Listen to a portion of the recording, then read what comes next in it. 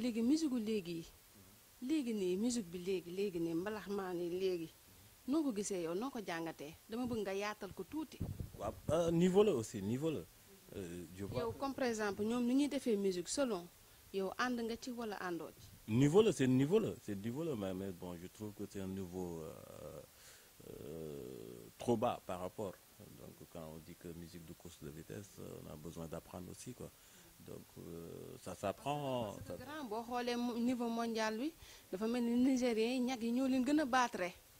Ouais, c'est logique dans la mesure où, que, comme je dis, musique niveau là, musique ça s'apprend, musique c'est l'intelligence.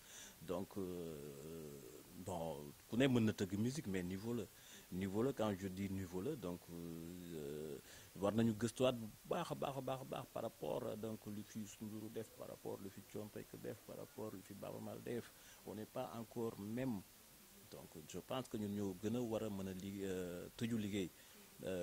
Rawatina nag génération bi ma gis ñu ñëw donc franchement donc ils ont exposé la musique d'une manière gën na baax par rapport waa gën na baax par rapport donc quand j'écoutais donc les lives de Omar Pène quand j'écoutais les lives de Youssou Ndour de Thione Seck à l'époque par rapport les lives que j'écoute actuellement bon franchement je vois qu'il y a une grande différence grande différence comme nan côté négatif pas encore à la hauteur de si tu veux entendre la vérité quoi franchement oui. des na daal waaw on doit apprendre encore mais gannaaw loolu boo ko waxee bi see bu ñu la déggee ba dañ la mere. non parce que c'est ça la musique aussi même ñoom ba tey dañuy tëju di jàng di gëstu donc y a une cause quoi y a une cause toujours donc la musique aussi c'est du niveau la donc c'est intellectuel aussi niveau la ci jàng niveau la ci defin bi. Et comme je dis, c'est comme la cuisine, quand c'est bon. Que ça soit du salsa, que ça soit du reggae, que ça soit du mbala. Quand on parle de la musique, on parle en matière. Donc, moi, je parle à partir de... Bon, maintenant, le reste, comme je dis, tout et chacun peut le faire. Mais c'est pas ça qui nous intéresse au niveau de se prouver de cette manière. Je vais dire que j'ai expérience pour def salsa, si c'est mon morceau, donc, Yaoumi, avec Manu Liman.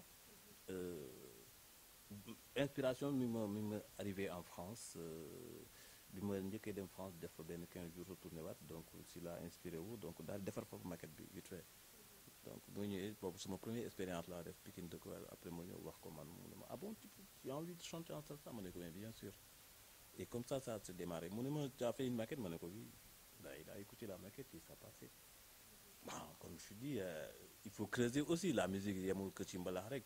Et il y en a d'autres créneaux donc je pense que war nañ ko mën a tirer te on a donc les potentialités c'est-à-dire on a les ressources donc xalam a ngi fi kora a ngi fi donc il y a plein de choses maintenant donc on doit donc gëstuwaat si son yi ak yeneen y a plein de choses mais grand bi nga demee ci label bi gis star yu mag yi loolu lan la def lan nga sentir.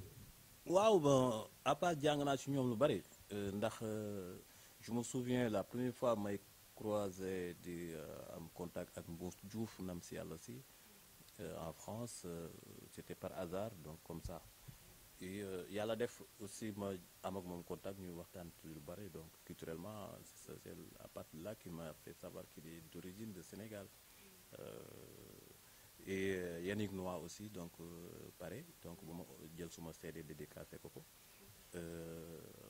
Méwé que je crois donc ma xam ñoo bokk même label Césaria Evora aussi donc mais li ma njëkk a impressionné mooy en 99 bi nga ma nominé finaliste meilleur espoir de la musique africaine en Afrique du Sud bi may doog a gis Nelson Mandela ak Michael Jackson ñu partagé même waaw donc lu ma waaw jour boobu mënu ma ko fàtte franchement. en 99 mais loolu ay xale lañu la woon mais fii est-ce que yëgoon nañ ko.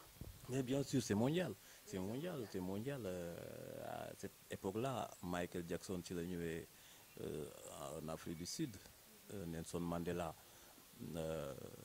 parrainé ko ak Miriam Makeba boobu la ma sa gis Miriam Makeba à l'époque-là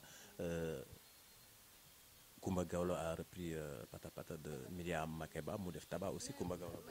mais grand su ma nee comme par exemple ni est-ce que Sénégal ñoom yëg nañ ko soo déggee ma wax loolu comme par exemple ni dëgg la c'est mondial mais des na.